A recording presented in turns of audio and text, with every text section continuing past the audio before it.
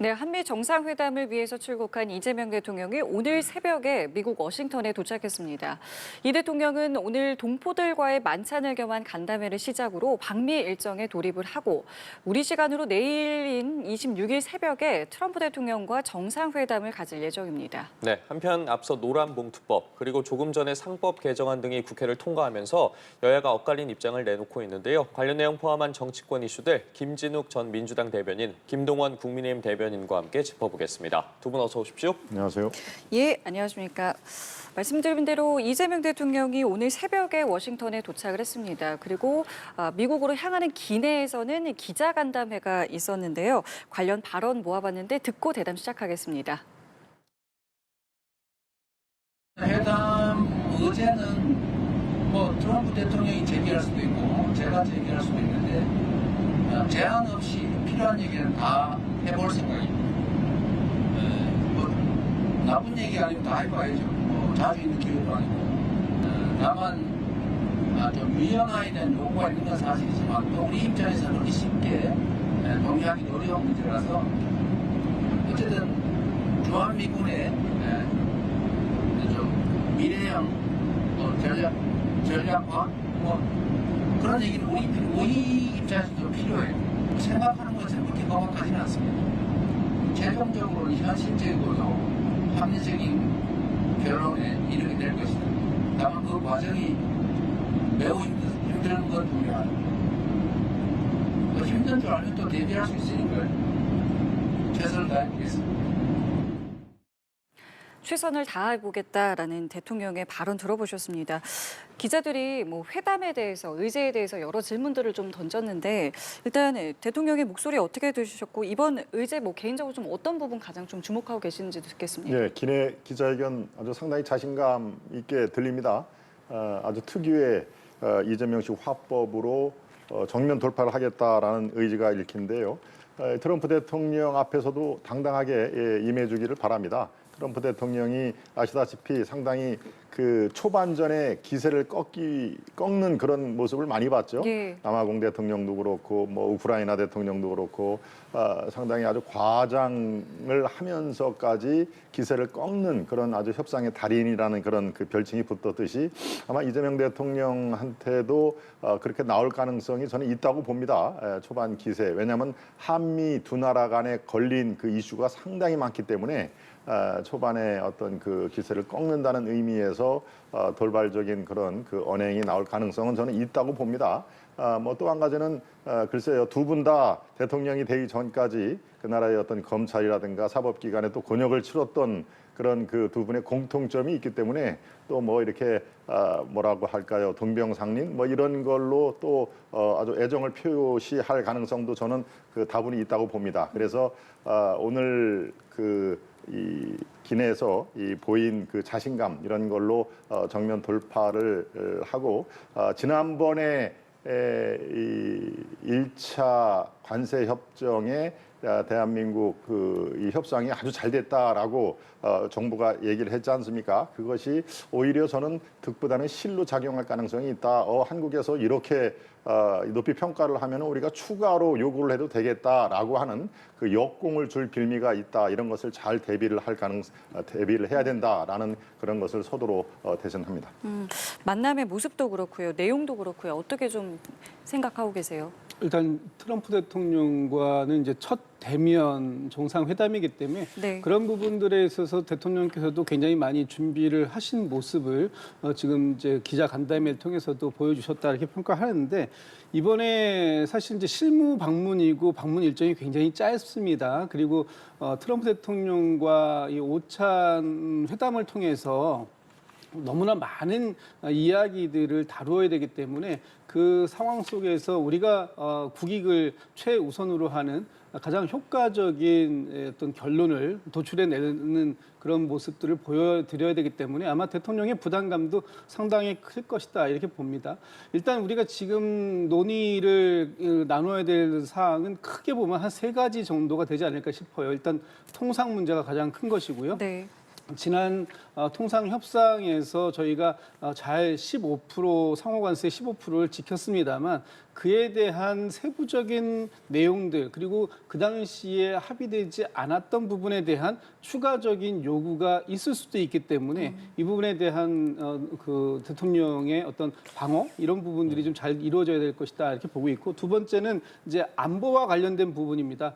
올해 한미 동맹이 이제 맺어진 지 72주년 되었는데 그동안 안보 동맹에서 경제 동맹으로 또 그것이 기술 동맹에 이어서 이제는 미래지향적인 어떤 전략적 그 동맹으로까지 이어져야 된다라는 대통령께서의 발언도 있으셨습니다만 어쨌든 지금 미국에서도 요구하고 있는 것이 한미 동맹의 현대화 부분을 요구하고 있기 때문에 네. 이 부분에 대해서 우리의 안보가 국권이 되는 상황 속에서 조금 더 한미 동맹을 국권이 할 수 있는 방안을 논의하는 것이 필요하고요. 마지막으로 이제 지난번에 저희가 제기했던 어떤 마스가 프로젝트 같은 그래서 한미 상호 이익을 실현시킬 수 있는 서로가 윈윈할 수 있는 그런 그 프로젝트들이 준비되고 있다. 그래서 지금 미국이 일방적으로 한국에 요구하는 것보다 한국과 함께 할 수 있는 그런 부분들을 같이 논의할 수 있는 것이 중요하다라는 부분들 좀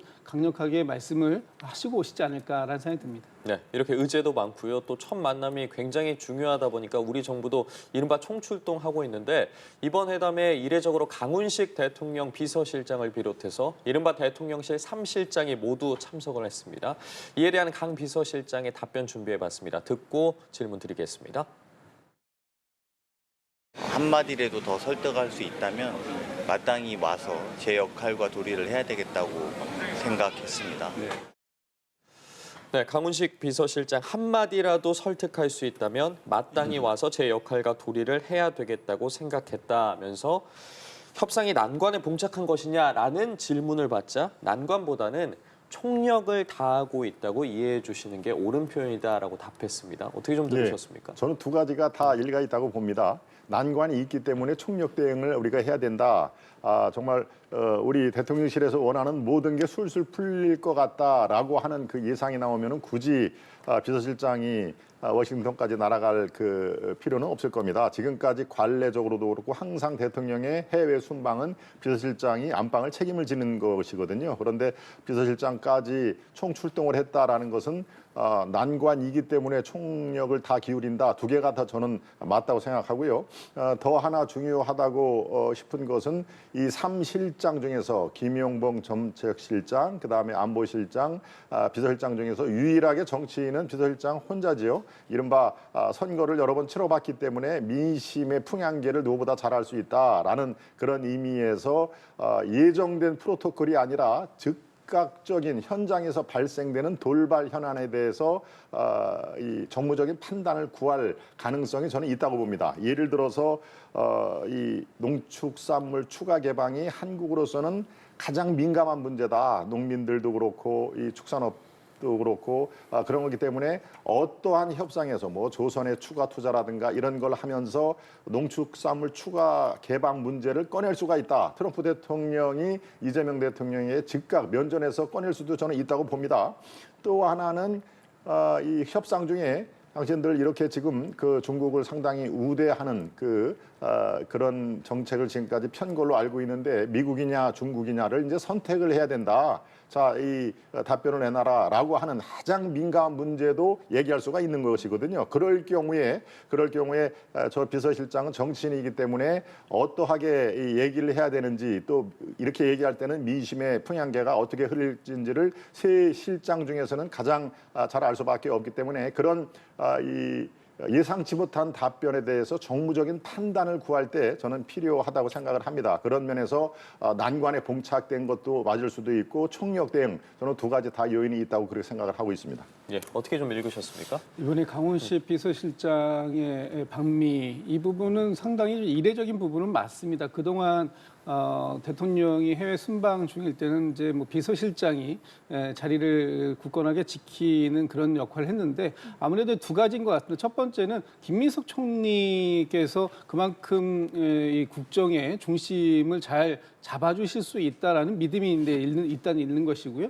두 번째는 지금 국제 질서가 거센 도전을 하고 있는 상황이기 때문에 여기에 대해서 지금 비서실장도 손을 보태야 할 만큼 총력 대응이 필요한 시점이다. 그리고 이번이 첫 번째 방문이기 때문에 첫 번째 한미 정상회담에서 첫 단추를 잘 끼워놔야 앞으로 있을 정상회담에서도 그만큼 그 한미의 공조, 동맹 관계를 굳건히 할 수 있다라는 판단이 들었기 때문에 비서실장도 참석한 것이다. 이렇게 해석할 수 있을 것 같습니다. 예, 그럼 앞서 있었던 한일 정상회담에 대해서 두 분께서는 또 어떻게 평가하시는지도 차례로 들어보겠습니다. 네. 일본을 먼저 간 거를 두고 또 해석이 여러 가지가 나오곤 있습니다만은 미국 측에서는 왜 우리 먼저 오지 일본 먼저 들렸다가 오느냐라고 뭐 시비를 거는 것 같지는 않습니다. 그것이 어떤 그 의전상 또는 프로토콜 외교 관례상 그게 벗어난 것은 아니고요. 이재명 대통령 입장에서는 어차피 한일 관계 또 한미 관계는 이른바 한미일 이 동맹 현대화의 하나의 큰 축이기 때문에 일본의 기시다 총리와의 회담에서 이렇게 잘 풀렸다. 안심하시라라는 메시지도 전할 수가 있는 것이거든요. 그러니까 저는 뭐 일본에 들렸다가 가는 거는 그 동의를 합니다. 그리고 일본에서의 어떤 특별하게 어떤 그 성과를 보였다기보다는 서로에 대한 믿음을 쌓는 그런 기초는 마련이 돼 있다. 일본식 그 아주 정중한 환대를 현지에서는 오모테나시라는 표현을 주로 쓰더군요. 그러니까 이 한국에서 아주 이 귀한 손님이 오셨다라고, 물론 대통령이니까 당연히 귀한 손님이겠죠라고 하면서 본인의 고향인 도토리 현의 어떤 맥주를 가지고 오고, 이건 하나의 맥주 대접이 아니라 상징적인 의미인데요. 바로 11개월 만에 셔틀 외교를 복원했다는 의미에서 저는 적지 않은 성과를 거뒀다. 이 과거사 사과를 하라 이런 얘기는 한마디도 얘기를 나올 수 있는 그런 성격은 아니죠. 이것은 이제 추후에 어떤 두 나라의 관계가 더 돈독해진 다음에 어떤 식으로든지 다시 한번 이게 거론이 될 필요가 있는데요. 지금 현재는 미래지향적인 협력 체계를 마련했다라는 의미에서 상당히 큰 의미를 차지하고 있다라는 얘기입니다. 통역 얘기를 살짝 할 때요. 이 일본어를 미국으로 영어로 이렇게 번역할 때 트럼프 대통령이 일기 때 칭찬했던 통역사가 있다고 그래요.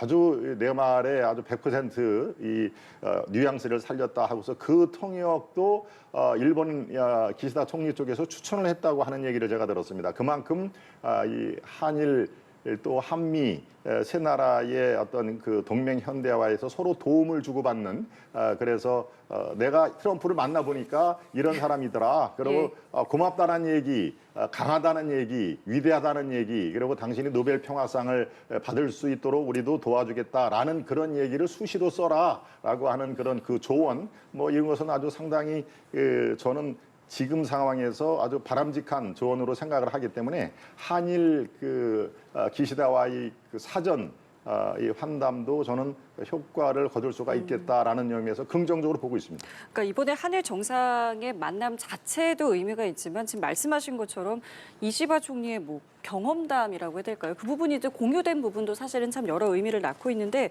어떻게 좀 평가하세요? 이번에 이제 지난 대통령께서 취임하시고 난 이후에 해외 순방은 두 번째인데 다자가 아닌 양자 회담은 첫 번째입니다.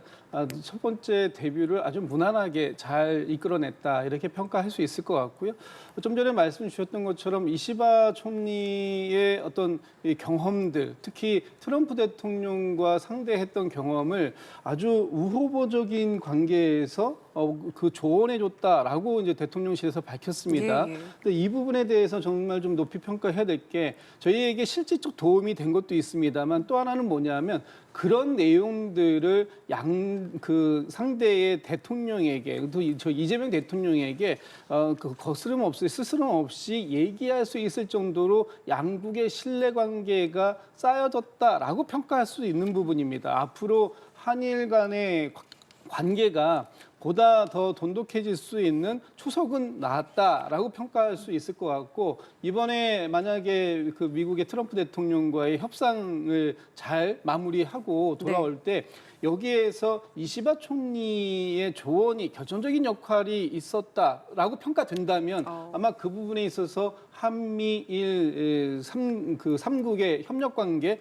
더 필요할 것이고요. 미국 입장에서 지금 대중국 견제라든가 이런 측면을 하려고 한다면 반드시 한미일의 협력이 필요한데, 그중에서 가장 걸림돌이 그동안 됐다라고 평가받았던 것이 한일 관계가 좀 불편했던 부분인데, 이 부분이 이번에 자연스럽게 해소가 됨으로써 한일 관계가 긍정적인 평가를 할 수 있고, 거기에 한미동맹 그렇게 해가지고 한미일 삼각 관계가 정상적으로 복원된다면 이보다 더 좋을 수는 없다라는 것도 미국 쪽에서 또 한 번 평가가 나오지 않을까 싶습니다. 예, 알겠습니다. 이어서 국회 상황을 좀 살펴보도록 하겠습니다. 먼저 어제 상황부터 짚어볼 텐데요. 국민의힘의 필리버스터에도 이른바 노란봉투법이 민주당 주도로 국회를 통과했습니다. 여야의 입장이 확연히 갈렸는데 발언 준비해봤습니다. 듣고 대담 이어가 보겠습니다. 진작에 통과시킨 법이었는데 윤석열 거부권 행사로 지금까지 노동계의 염원이 미뤄졌었는데 우리가 역사적으로 큰 일을 했다. 1년 365일 내내 노사교섭과 소송 대응에 휘말리게 됩니다. 기업 경영을 사실상 못하게 하는 것과 다름없습니다. 네, 보신 것처럼 이제 어제 국민의힘의 필리버스터에도 불구하고 노란봉투법이 통과가 됐습니다. 민주당에서 들으신 것처럼 노동계의 수건을 풀었다, 역사적으로 큰 일을 했다라면서 환영의 뜻을 밝혔는데 상황 어떻게 좀 보고 들으셨습니까? 예, 역시 이재명 정부는 이 경영계, 기업의 손을 들기보다는 역시 노동자 편에 서는 정권이다라는 것이 여실히 드러났습니다. 그동안 노란봉투법을 제고해달라, 아니면은 최소한도 독소 조항은 빼고 1년 연기를 해달라, 준비할 기간이 반드시 필요하다. 그리고 해외 기업들이 엑소더스, 탈출, 한국을 벗어나서 자국으로 돌아갈 가능성이 매우 높다, 이런 것들을 숱하게 얘기를 했습니다. 그럼에도 역시 일방 독주를 했습니다. 뭐 필리버스터 이것은 지금 현재 상황에서 해결점을 아무 데서도 찾지 못하는 그런 그 장치입니다. 불과 24시간 지연만 시킬 뿐이시죠. 필리버스터를 철야를 통해서 필리버스터했다, 뭐 달라진 게 있습니까? 또 앞으로도 그럴 것입니다. 그러니까 국회에서는 이재명 대통령 그리고 민주당의 실세들의 어떤 그 의도가 이거는 뭐 100% 다 반영이 될 수밖에 없는 역학 구조다 하는 것으로 충분히 예상이 됐습니다만, 노란봉투법이 뭡니까? 여러 가지 예의가 있습니다만 한 가지만 짚어보겠습니다. 왜 노란봉투법이냐? 바로 불법 파업으로 노동자들이 무노동, 무임금 원칙에 의해서 월급을 받지 못하자 그들을 도와주자라고 해서 봉투를 돌렸을 때 그 색깔이 노란 봉투였다는 거 아니겠습니까? 그래서 노란봉투법이라는 그런 그 별칭이 생겼던 것입니다. 바로 이렇게 불법 파업을 일삼아도 기업에서 소송을 제기하지 못하는 그런 상황이기 때문에 이것은 불법 파업을 오히려 조장하는 거 아닌가 싶은 생각이 듭니다. 불법 파업 좋습니다. 왜냐하면 파업권이 있습니다. 노동법에. 정당한 파업은 막을 수도 없고 막을 필요도 없는 상황입니다만은, 이렇게 대한민국의 어떤 노동계처럼 아예 설비 자체를 멈춰버리는 그런 파업은 세계에서 유례를 찾아보기 매우 어렵습니다.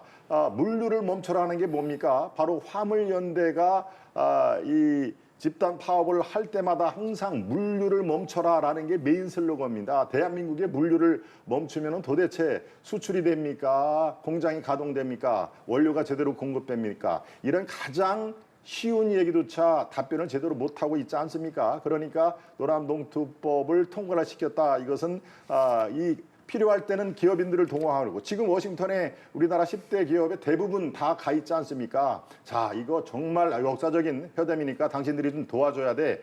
민간의 인맥을 충분히 동원해서 좀 도와줘라고 그렇게 얘기를 해놓고 바로 그들이 떠난 10대 그룹 그 총수들이 떠난 마당에 노란봉투법을 통과시켰다. 이건 앞뒤가 안 맞아도 너무 엇박자 아니겠습니까? 바로 그런 것들을 속도 조절을 좀 해주십사라는 그런 수십 번의 요청을 역시 노동자 편을 들었다 하는 의미에서 좀 씁쓸한 면이 있고요. 앞으로도 이런 것들이 뭐 자주 벌어질 텐데 저는 걱정이 앞서는 것도 사실입니다. 말씀해 주신 것처럼 국민의힘을 비롯해서 재계도 강한 유감을 표명을 하면서 보완 입법을 촉구했거든요. 이 보완 입법 가능성은 어느 정도라고 보십니까? 가능한 부분인 겁니까? 일단 그 노란봉투법이 통과된 것은 노동계의 한 20여 년 넘는 오래된 수건이고요. 2015년 처음 이 법안 관련된 법안이 발의된 이후로 10년 동안 충분히 논의되었던 그런 법안이 이제서야 이제 뒤늦게 통과가 된 것이다. 이런 평가를 좀 드려야 될 것 같습니다. 우리 헌법 33조에는 노동 3권을 보장하고 있습니다. 단결권, 단체 교섭권, 단체 행동권 이 세 개의 조항이 명문화되어 있음에도 불구하고 실질적으로 그것이 준수되지 못하고 있었던 측면을 이번에 노란봉투법을 통과시킴으로 해서 어느 정도 이 노사가 대등하게 사용자와 노동자가 대등하게 좀 이 교섭할 수 있는 그런 이 국제적인 기준에 부합하는 이 기준을 맞춰가려고 하는 노력 이런 것들에 대한 이제 첫걸음이 내디뎌졌다 이렇게 평가를 해야 될 것 같고요. 앞으로 이제 6개월 동안 이 부분에 대한 세부적인 시행령을 준비하는 기간이 있습니다. 이 기간 동안 지금 정부에서도 얘기하고 있습니다만 이 불법 파업이라는 모든 파업을 다 용인하는 것이 아닙니다. 불법에 대해서는 지금도 그 부분에 대해서는 얼마든지 제한할 수 있고 또 손해배상을 청구할 수도 있는 여러 가지 방법들이 있습니다. 그러니까 지금 조금 더 이번에 이제 두 가지 아닙니까? 사용자의 개념을 좀 넓힌 것 그리고 손해배상 제한을 좀 좁힌 것인데 이 부분에 대해서 좀 명확하게 사용자와 노동자들 양측에서 좀 이렇게 이해하기가 쉬운 그런 합리적인 준비들이 반드시 좀 있어야 될 것 같고요. 그런 준비들을 지금 정부에서도 최선을 다해서 하겠다고 하니까 예. 지금 이제 이 사용자 측 특히 재계에서 걱정하고 있는 부분들이 그 우려로 지날 수 있도록 그 좀 준비를 단단하게 하는 모습을 보일 필요가 있겠다 이런 생각이 듭니다. 자, 그리고 오늘 그러니까 조금 전에는 2차 상법 개정안이 통과됐고 이로써 지금 저희가 이야기했던 노란봉투법을 비롯해서 쟁점 법안 입법이 이제 모두 마무리가 됐습니다. 뭐 말씀하신 것처럼 이제 앞으로의 어떤 세부적인 부분들도 물론 지켜봐야겠습니다만은 국민의힘에서는 앞으로 좀 어떻게 나오실 생각이신지도 듣겠습니다. 네. 더 센 상법이 통과됨으로써 일단 뭐 방송상법이라든가 노란봉투법 일단 이 민주당의 정청래 대표가 1차로 원하는 것이 다 통과가 됐다고 봐집니다. 물론 2차, 3차로 계속 이 원하는 그런 법안들을 쏟아낼 텐데요. 지금 제가 이 필리버스터는 사실은 그 무용지물이었다라는 아주 심하게 얘기하면 뭐 이 국회 운영법상 보장이 돼 있는 것이지만 그것은 뭐 해결점이 되지를 못하는 24시간 지연만 하는 그런 상황입니다. 막상 어떤 그 악법이 통과되는 것을 우리가 막을 방법은 솔직히 말씀드려서 없는 그 현실입니다. 지금 상황에서 우리가 뭐 열심히 싸워서 저런 그 악법 통과되는 것은 막을 수만 있다면 왜 못 막겠습니까만은 지금 현실적으로 국회 구도상 이 107석으로 막을 수 있는 법안은 하나도 없다. 그래서 나오는 얘기가 지금 헌법소원 얘기가 나오는 것입니다. 헌법소원이라는 것은 뭡니까? 바로 공권력으로 침해된 국민의 기본권이 문제가 될 경우에 헌재에 이를 구제해 주십시오라고 하는 게 바로 헌법소원입니다만은 이것이 얘기가 나올 정도로 지금 코너에 몰려 있다. 다른 방법이 전혀 없다라고 하는 그런 그 역으로 그렇게 말씀을 드립니다. 헌법소원이라는 얘기가 이제 어제부터 본격적으로 거론이 될 텐데요. 글쎄요, 저는 헌법소원이 시일간도 걸릴 뿐더러 근본적인 해결책은 되지 못할 것이다라는 의미에서 이 답답한 정국을 이 뚫을 그런 이 솔로몬의 지혜가 반드시 필요할 텐데 그것이 보이지 않아서 더욱더 난감한 그런 정국이라고 판단할 수 있겠습니다. 뭐 일각의 보도에 따르면은 뭐 헌법 소원 등의 추가 대응도 검토한다 이런 이야기들 나오고 있는데 앞으로 국민의힘에서 어떤 대응을 할 때 민주당은 어떻게 좀 나오는 걸까요? 지금 저는 그 좀 전에 그 대변인께서 말씀 주신 중에 소수 야당으로서 할 수 있는 게 없다 이렇게 말씀하셨는데 저는 그렇지 않다고 봅니다.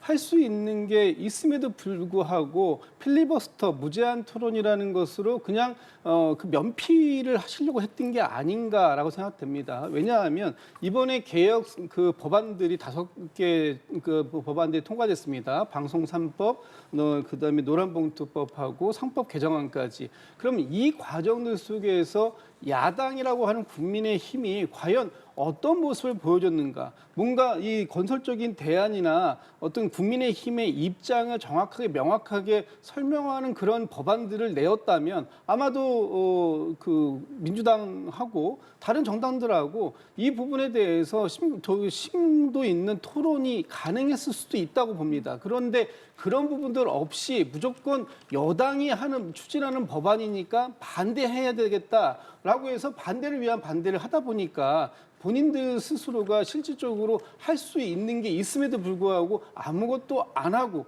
필리버스터라는 걸 통해서 국민들에게 소수 야당으로서 우리는 이것밖에 할 수 없었습니다라는 그런 알리바이를 만든 것 아닌가 이렇게 본다면 앞으로의 국정 운영 또는 입법 활동도 지금하고는 좀 다른 방식이었으면 좋겠다. 충분히 국민의힘에서도 어떤 대안을 만들어 오시면 그런 대안을 가지고 얼마든지 논의할 수 있다라는 말씀도 드리고 싶고요. 뭐 민주당에서 지금 국회를 일방적으로 독주해서 운영하겠다 이런 것이 지금 기본 방침이냐 그렇지 않습니다.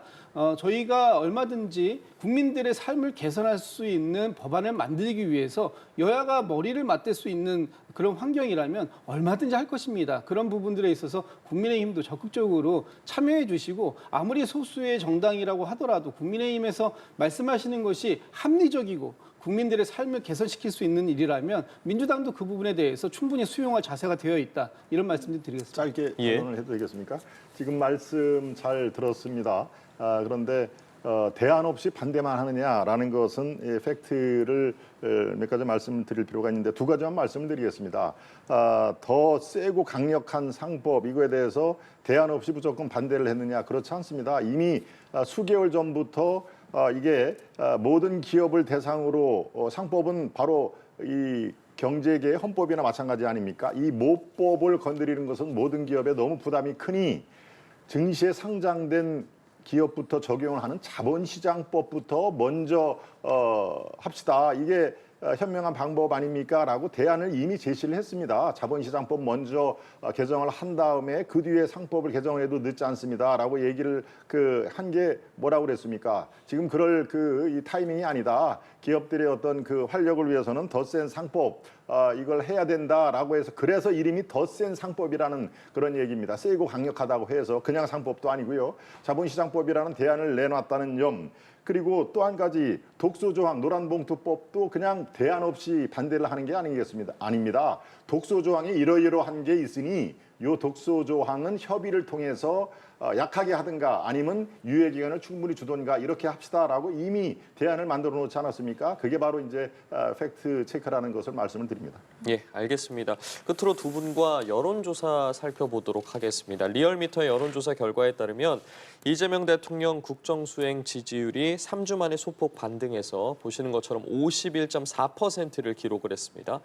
또 민주당 지지도도 6%포인트 가까이 오르면서 40%대 중반을 회복했고 국민의힘은 소폭 하락하면서 양 당의 격차가 다시 오차 범위를 넘어섰는데 지지율 추이 어떻게 보고 계시는지 먼저 좀 여쭤보겠습니다. 일단 그 2주 정도 이재명 대통령의 또는 민주당에 대한 지지율이 좀 빠진 그런 하향하는 추세를 보였는데 이제 이번 주에는 이제 그 부분은 이제 멈췄습니다. 아마도 여러 가지 이유가 있겠습니다만 그 중에서 8.15 특사라든지 아니면은 뭐 그 세법 개정안이라든지 이런 부분들에 대한 어떤 충격이 흡수가 충분히 이루어진 상황이고 이미 이제 그 이후의 상황들로 다른 이슈들로 전환이 되어가고 있는 것. 특히 이번 주 같은 경우에는 이제 뭐 한일, 한미 정상회담도 있고요. 여러 가지 또 이슈들이 있지 않습니까? 아마 이런 것들이 약간의 소폭의 반등 또는 지금 현재의 하향세를 멈추게 하는